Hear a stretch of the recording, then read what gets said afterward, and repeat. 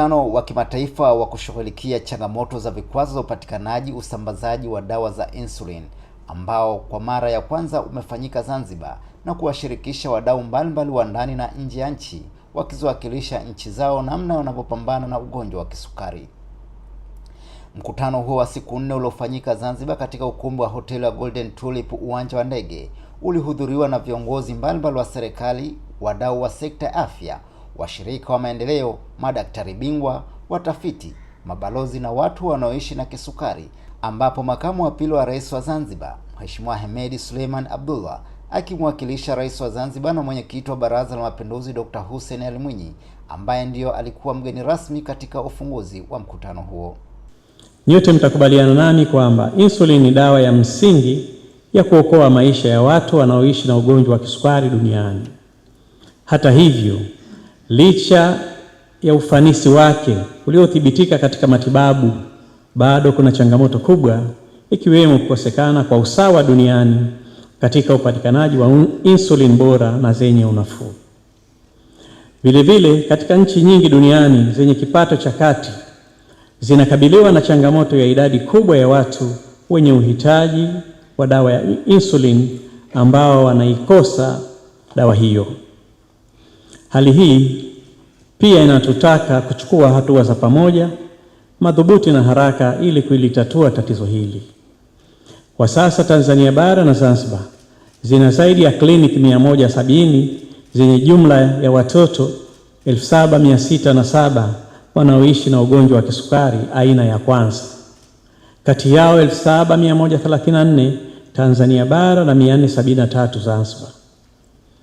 Kati ya kliniki hizo 85 zinaungwa mkono na Chama cha Kisukari Tanzania TDA.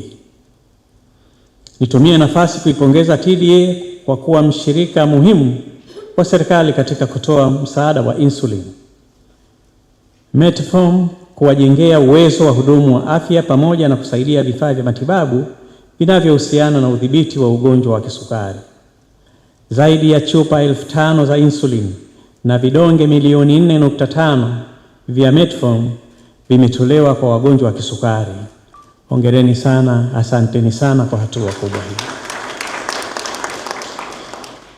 Ndugu washiriki, mabibi na mabwana, inakadiriwa kuwa zaidi ya Watanzania milioni 2.9 wanaishi na ugonjwa wa kisukari.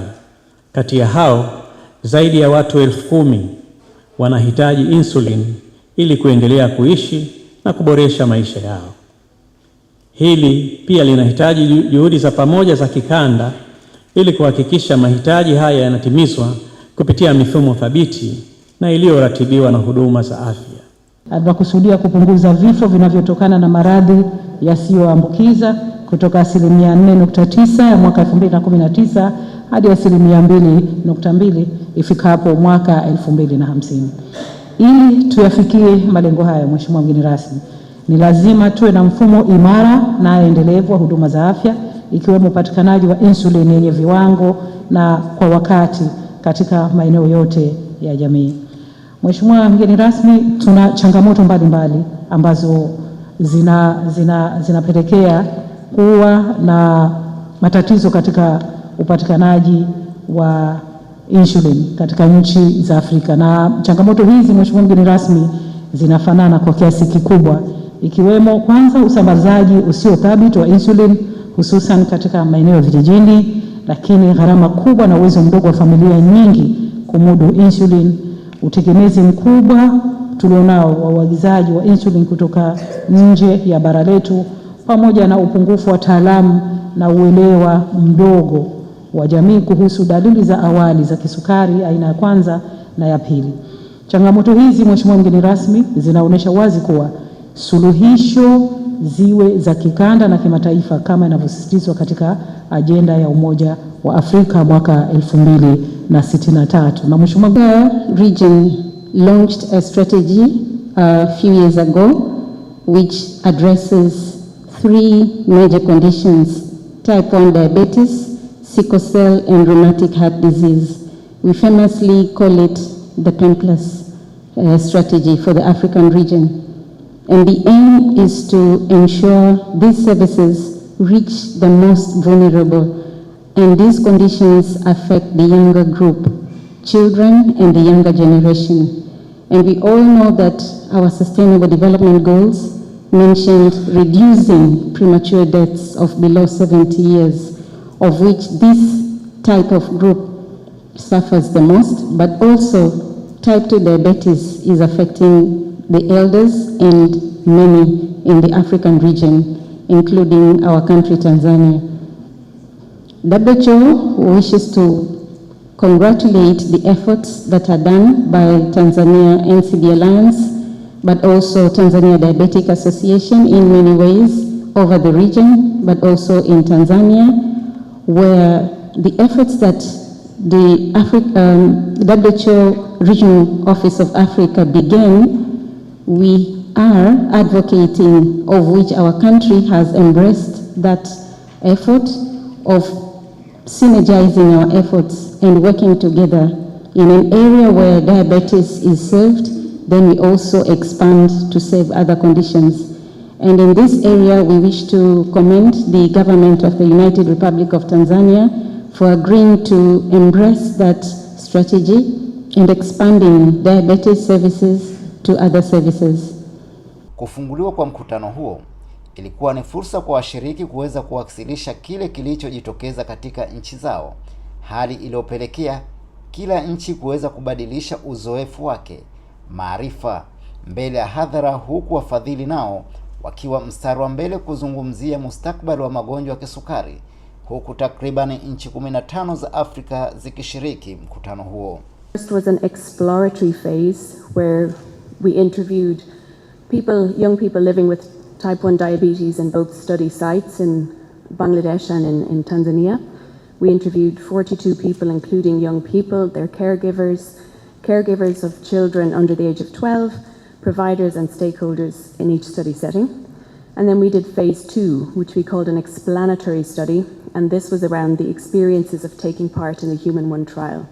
The first study was about trying to understand from the perspective of all of our participants what it was like to live with type 1 diabetes in these 2 country settings. Mijadala ilishika nafasi yake, hali iliyopelekea kila mmoja kushiriki katika mkutano, ikiwa ni pamoja na kuwasilisha mada, michango, maswali, changamoto, mafanikio na hata mwelekeo wa nchi katika kukabiliana na maradhi ya kisukari. We'll start with the positives from the Zambian perspective. So some of our positives include early detection and screening of other NCDs that can come as a complication of diabetes. For the challenges, number one, as many countries, we have financial constraints that have affected, severe affected medical stock supplies and monitoring and diagnostics at different centers. About the challenges, we pointed the low capacity building of our health professionals. We still, mainly at health primary care, we still have to work to build capacity of our health professionals.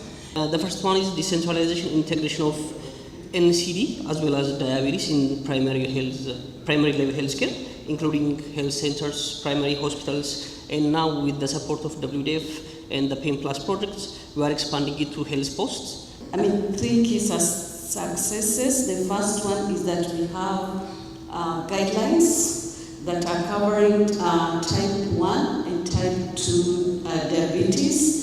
These guidelines have been disseminated, they've been adopted, and there's continuous trainings, building capacity of the healthcare providers, mentorship, and continuing medical education that is ongoing, yes. We have set the national protocol for the diabetes care in general. So most hospitals in Burundi are working under this protocol.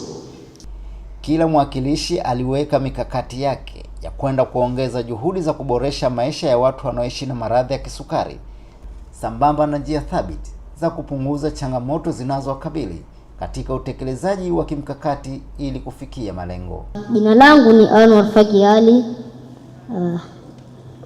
na miaka 14 na pia naishi na changamoto hii ya ugonjwa wa kisukari. His name is Anwar Faki Ali. He's 14 years old and he's been living with type 1 diabetes. And he says that since it started, initially, it was very hard to get used to his condition. Although he slowly started accepting it, he initially struggled, but has now adapted well, and he feels that now he's doing quite well. He wants to tell everyone else to accept, when you have type 1 diabetes, you should accept your condition. It is a problem, but you should still try to reach your dreams. You should never give up. On behalf of Tanzanian team, this is what happens on the ground. We've initiated the transition clinic at 2 hospitals, and what we're doing is pediatric nurse and adult nurse, they sit together, similar a pediatrician and a pediatric endocrinologist and adult endocrinologist. We sit together doing the clinic for transition with the age 18 to 25. We shall partner with the government and some donors to give education and vocational training.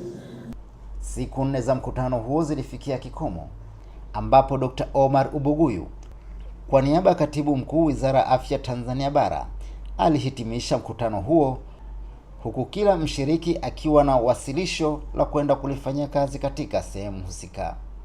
Otherwise, thank you team for all experts and patients who were able to share the experience that you have. We have learned from you, and probably the sharing among peer, especially our African colleagues, we could probably mirror some of the intervention among ourselves, and let us network. We had 15 countries working here. It will be a pity if you just connect to your own people from your own country. Let us connect. Let us make sure that we don't lose this momentum.